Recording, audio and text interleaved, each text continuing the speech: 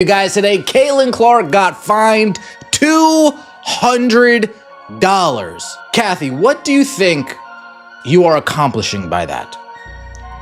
What kind of message do you think you're accomplishing by doing? You're not even making an example out of her by fining her an exorbitant amount of money. You are literally making a joke out of yourself by fining her such a... The WNBA finds itself at the center of yet another controversial decision that perfectly encapsulates everything wrong with the league's leadership. This time, it's not about missed calls or biased officiating during games. It's about the league actively punishing its biggest star for having the audacity to call out obvious problems. This works because Sophie Cunningham has told us how this works.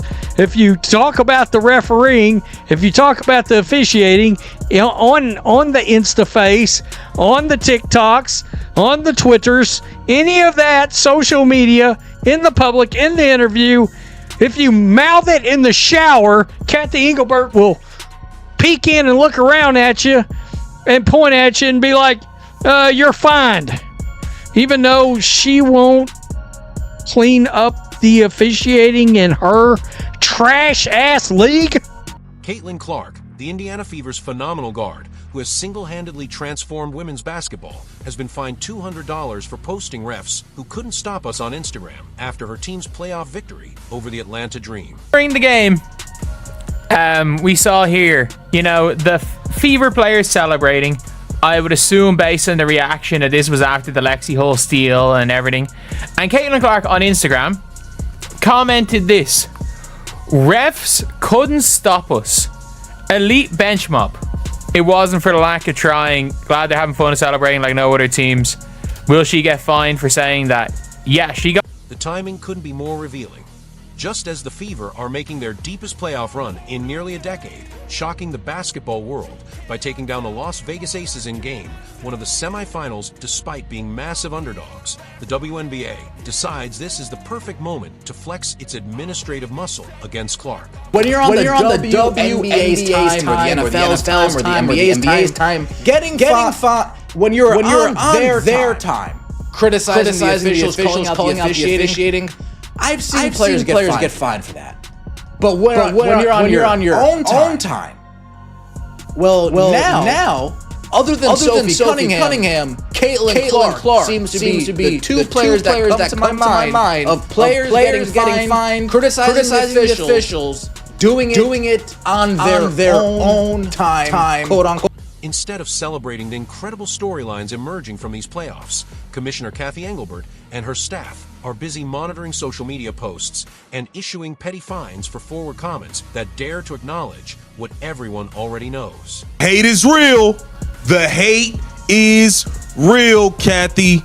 I see you hating on us from a mile away, Kathy Engelbert. We all see it. You out here trying to fine Caitlin Clark. You out here fining the one person who's actually bringing money into this league. What a joke. You're mad that the Indiana Fever are here right now. Y'all didn't expect us to get this far.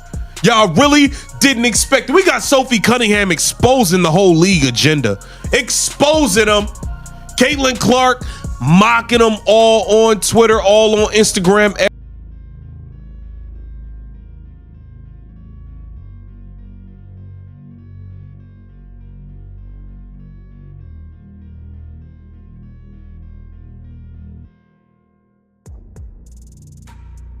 What world do we live in?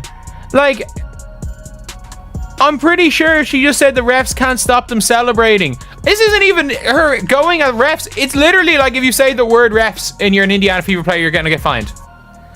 If you say the word refs as a Fever player, the word referees has to be spoken, cannot be said by an Indiana Fever player, otherwise it's a fine. And the worst part is if they got fined for celebrating. So I don't think, only she got fined, not everybody. There's other people on the floor, everything. She's not, like, they're celebrating, the timeout's been called, or the foul's been called, it is what it is. We're talking about a league that has allowed systematic targeting of its biggest star all season long. Yet the moment she acknowledges poor officiating in most mild way possible, they come down on her like she committed some cardinal sin. But here's where this gets absolutely insane. Clark isn't even playing in these playoffs. She's been sidelined since July with a groin injury that ended her second season after just 13 games. The woman who brought unprecedented attention and revenue to the WNBA, who filled arenas and boosted television ratings to historic levels, has been watching from the bench as her teammates carry on without her. Yet even from the sidelines, even while dealing with the frustration of being unable to contribute on the court, Clark still found herself in the WNBA's crosshairs for the crime of stating an obvious truth. WNBA definitely got to play these women more. You got to pay these women more. Because what the hell is a $200 fine? This picture right here is giving me Mom Made Pizza Rolls vibes. Mom Made Pizza Rolls and everybody. Ah! Caitlin Clark was fined $200 for her comments she left on the IG post. She said refs couldn't stop us, meaning they advanced to the next round despite the refs trying to throw them a curveball every game, despite having to play against the refs. And the league said, "Oh hell nah, you gotta run me that. You gotta run me that 200. You got to run me that 200." The response from Clark herself tells you everything you need to know about how seriously she takes this ridiculous punishment. Got fined $200 for this LOL. She posted on X, accompanied by laughing emojis and a promise that the bench mob will be even more rowdy tomorrow. Her teammate Sophie Cunningham joined in mockery, joking that the fine would really break the bank for Clark and sarcastically offering to start a GoFundMe. These are professional athletes laughing at the league's pathetic attempt at intimidation. And rightfully so. The numbers put this fine in perspective and reveal just how petty the WNBA's punishment really is. Clark's annual salary is $78,660, but her endorsement deals with Nike, Gatorade, and other major brands are worth tens of millions. To put another way, this fine represents about 0.007% of her estimated net worth. It's not about the money, it's about the principle and the message the league is sending. Instead of addressing the systematic officiating problems that have plagued the WNBA all season, they're punishing the players who dare to point them out. What makes this situation even more maddening is that Clark's comment wasn't even controversial. She didn't attack individual referees by name, didn't use profanity, and didn't make threats or personal attacks. She made a simple observation that officiating couldn't prevent her team from winning, a sentiment that could easily be interpreted as celebrating her teammates' resilience and ability to overcome adversity.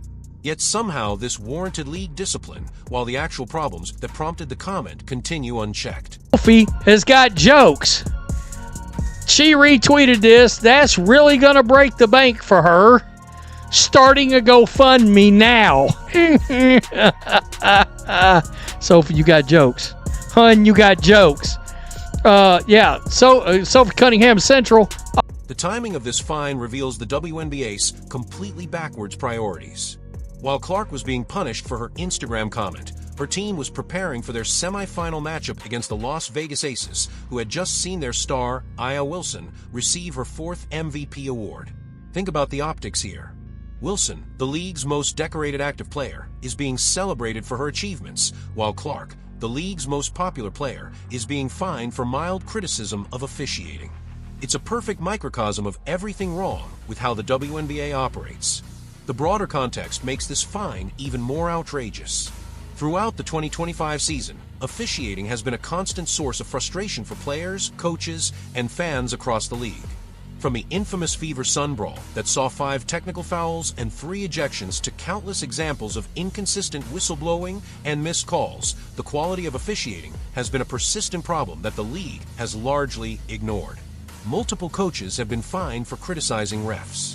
Players have accumulated technical fouls at alarming rates, and fan complaints have reached unprecedented levels. Other than fining players for being excited on the bench and for letting it be known how trash your referees are, why don't you start fining referees for not calling fouls? Why don't you start putting that type of energy into making sure the game is played better? Why don't you do that? Why don't you do that? Because that would be nice. That would be nice if you could do that. Yet, instead of addressing these systemic issues, the WNBA continues to shoot the messenger. Golden State coach Natalie Nakasi was fined for questioning officiating bias. Fever coach Stephanie White has been calling out disrespectful officiating for months. Even Las Vegas coach Becky Hammond, whose team benefits from favorable calls, has acknowledged the poor quality of officiating in other games. The pattern is clear. The people who know basketball best are all saying the same thing. Yet, the league's response is to fine them rather than fix the problem. The Indiana Fever's playoff run without Clark makes the fine even more insulting. This team, decimated by injuries that sidelined 6 key players, including their biggest star, has somehow managed to reach the semifinals for the first time since 2015. They upset the 3rd-seeded Atlanta Dream in a thrilling 3-game series, then shocked the basketball world by taking Game 1 from the 2nd-seeded Las Vegas Aces on the road, 89-73. Kelsey Mitchell has been absolutely phenomenal, scoring 34 points in that Game 1 victory, the 2nd highest total in Fever playoff history. WNBA foreshadowing. We're seeing how you're acting on the bench. We're seeing how you're talking to the officials on the bench. We will tee you up.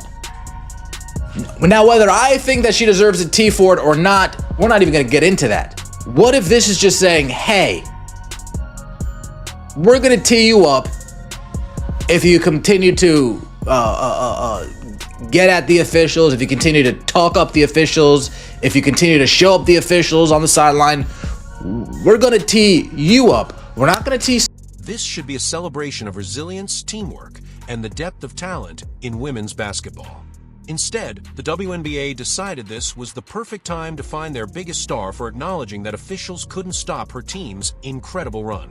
It's tone-deaf, petty, and completely counterproductive to the league's stated goals of growth and increased visibility. The contrast with A'ja Wilson's situation couldn't be more stark. Wilson, who just received her record-breaking 4th MVP award, represents everything the WNBA establishment wants to promote. She's dominant on the court, diplomatic in interviews, and never rocks the boat with criticism of league operations. Yet when she and her Las Vegas Aces faced off against the Fever in the semifinals, it was Mitchell and the Fever bench, the players Clark was supporting in her Instagram comments, who stole the show. Wilson struggled to an inefficient 6 of 22 shooting performance, while the Fever controlled the game from start to finish. Couldn't stop her. I actually don't think that the Aces perimeter, honestly, defense or offense is very good, but specifically defense, they just couldn't find an answer for Kelsey. They were sending 2 on her at different times, but the Fever were running cutters. Kelsey was making her way to the rim. Now, I will say the Aces defense is scary around the rim because you have somebody like A'ja who averages over 2 blocks a game, and she's just there waiting and ready to block your shot if you get too close to the rim. But Kelsey Mitchell, I mean, she was just finding her spots, getting to her lanes, hitting those open threes, all of the... The irony is delicious. Clark gets fined for saying refs couldn't stop her team. Then that same team goes out and proves her point by dominating the league's golden child and her heavily favored squad. If the WNBA were smart, they'd be promoting this incredible underdog story instead of issuing petty fines over Instagram comments. But intelligence and strategic thinking have never been hallmarks of Kathy Angelbert's administration. This fine represents everything wrong with the WNBA's approach to player relations and league management. Rather than protecting their stars and addressing legitimate concerns about officiating quality, they're more focused on maintaining an image of authority and control. It's the same backwards thinking that has plagued women's sports for decades, prioritizing compliance over competitiveness, politics over performance, and administrative convenience over athlete welfare. The most frustrating aspect of this entire situation is how preventable it was. If the WNBA had spent half as much energy improving officiating as they do monitoring social media posts, there would be no need for players to make comments like Clark's. If they had implemented meaningful accountability measures for referees, provided better training and resources, or simply acknowledged the widespread concerns about call quality, players might have more confidence in the system.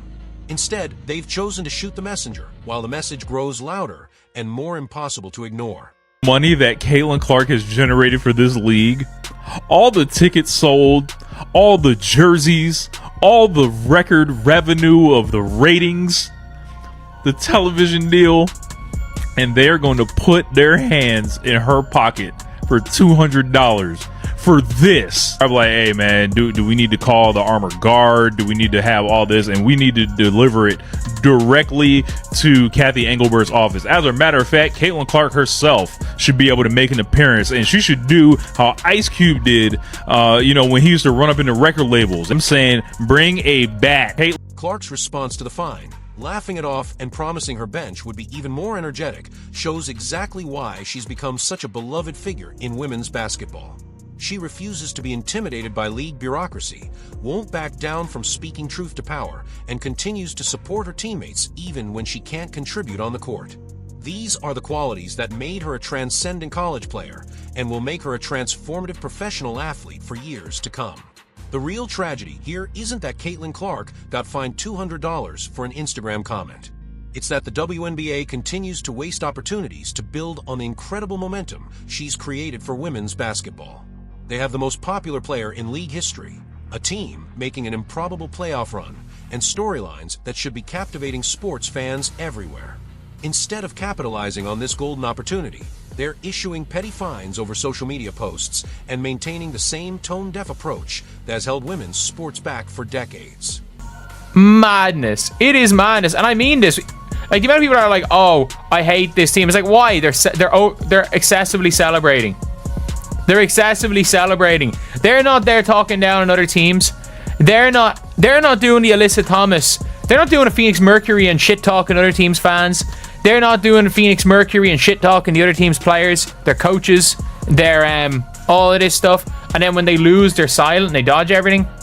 Hell no, they're just celebrating. They're just celebrating. They actually find somebody for saying refs can't stop. The refs won't stop us. The message is clear. The WNBA cares more about controlling the narrative than improving the product. They'd rather find players for pointing out problems than actually solve them. And they're perfectly willing to waste the incredible platform that Caitlin Clark has built if it means maintaining their bureaucratic authority. It's exactly the kind of short-sighted thinking that explains why women's professional basketball has struggled for so long to reach its potential, and why meaningful change seems as elusive as ever under current leadership.